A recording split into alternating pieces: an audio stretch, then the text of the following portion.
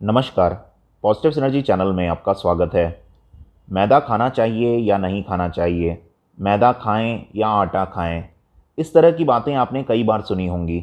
बहुत से लोगों को तो यह भी समझ नहीं आता कि जब दोनों ही चीज़ें गेहूं को पीसकर बन रही हैं तो फिर कुछ भी खाएं, इससे क्या फ़र्क पड़ता है। सबसे पहले तो हम इनके अंतर को समझते हैं। इस गेहूं के दाने की इमेज को देखिए। अब एक गेहूं का दाना लेते हैं और इसे एनलार्ज करके देखते हैं। आपको इस दाने में 3 पार्ट्स दिख रहे हैं। पहला है ब्राउन कलर का ब्रैन, जो कि दाने के बाहर का कवर है।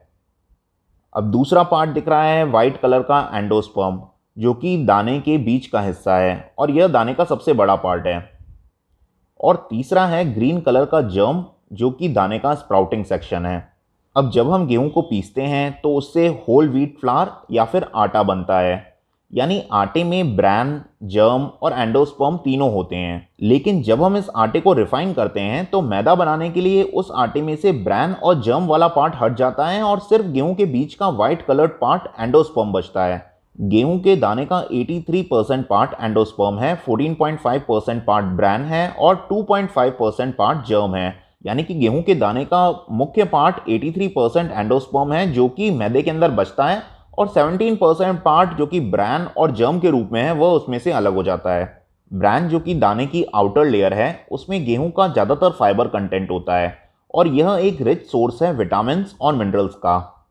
जर्म, जहां से नया पौधा निकलता है, वह भी विटामिन, मिनरल और प्रोटीन का अच्छा सोर्स है। एंडोस्पर्म, जिससे कि मैदा बनता है, वह मुख्य रूप से कार्बोहाइड्रेट और प्रोटीन का सोर्स है। इसमें विटामिन, मिनरल और फाइबर बहुत कम क्वांटिटी में होते हैं। तो इससे यह समझ में आया कि अगर हमें गेहूं से संपूर्ण पोषण चाहिए तो हमें गेहूं का होल व्हीट फ्लावर या गेहूं का आटा खाना होगा।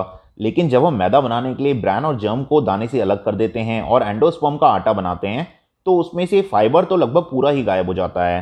साथ ही मुख्य विटामिन और मिनरल्स भी बहुत कम मात्रा में बचते हैं। तो मुख्य चीज़ जो उसमें बचती है वह होता है कार्बोहाइड्रेट और मॉडरेट क्वांटिटी में प्रोटीन।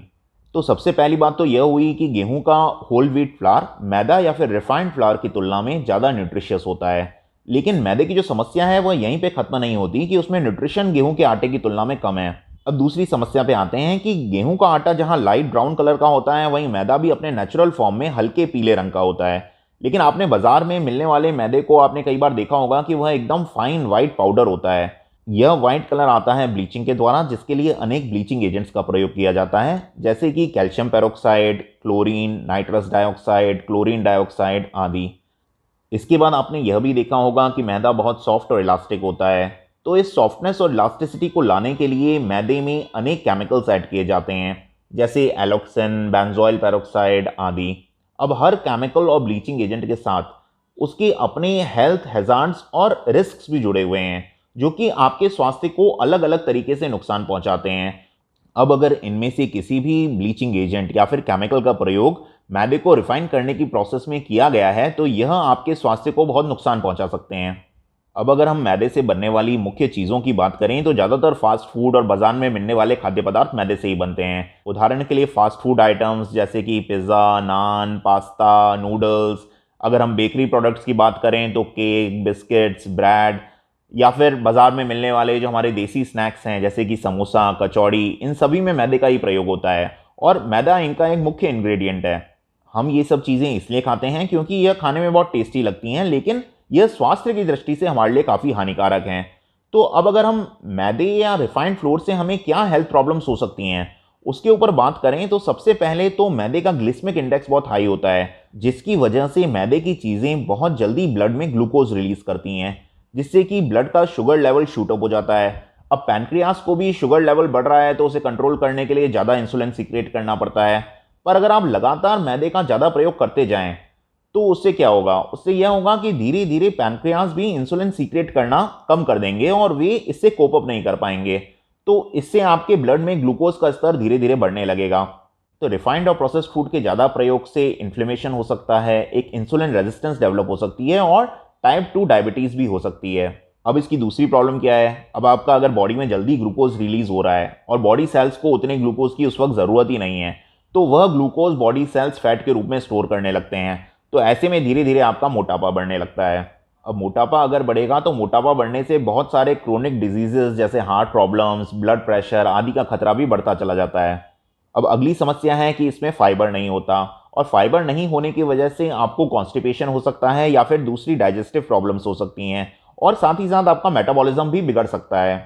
एक और समस्या है कि अगर आप बहुत ज़्यादा मैदा खाएं तो आपको बहुत सारे विटामिन्स, मिनरल्स आदि जो गेहूं के होल आटे से मिलते थे वे नहीं मिलेंगे, जिससे कि इनकी आपके शरीर में डेफिशिएंसी हो सकती है। और विटामिन्स और मिनरल्स प्रोटेक्टिव फूड होते हैं, तो अगर इनकी डेफिशिएंसी हुई तो यह आपके शरीर के रोगों से लड़ने की क्षमता को कम कर सकता है। दूसरी ओर अगर हम गेहूं के होल व्हीट फ्लावर की बात करें तो यह आपको परितृप्त करता है, संतुष्टि देता है, आपको देर तक भूख नहीं लगती। साथ ही साथ यह फाइबर युक्त भी है, जिससे कि आपका डाइजेस्टिव सिस्टम अच्छा रहता है। यह आपके ब्लड शुगर लेवल्स को स्टेबलाइज करता है, और साथ ही साथ इसमें से आपको संपूर्ण पोषण मिलता है, गेहूं का विटामिन मिनरल्स मिलते हैं जो कि अनेक रोगों से लड़ने में शरीर की मदद करते हैं। तो अंत में अगर हम इसको समराइज करें तो यह कह सकते हैं कि रिफाइंड फ्लावर या फिर मैदा आपके शरीर को अनेक तरीकों से नुकसान पहुंचा रहा है, और बाजार में मिलने वाले ज़्यादातर फास्ट फूड आइटम्स में यह है। साथ ही साथ बेकरी प्रोडक्ट्स कभी में भी मैदा ही एक प्रमुख इंग्रेडिएंट है। तो जहां तक हो सके आप इनका प्रयोग अपनी डाइट में कम से कम करें, क्योंकि इनका अधिक सेवन मोटापा, डायबिटीज़ और बहुत सारी हेल्थ प्रॉब्लम्स का कारण बन सकता है। धन्यवाद।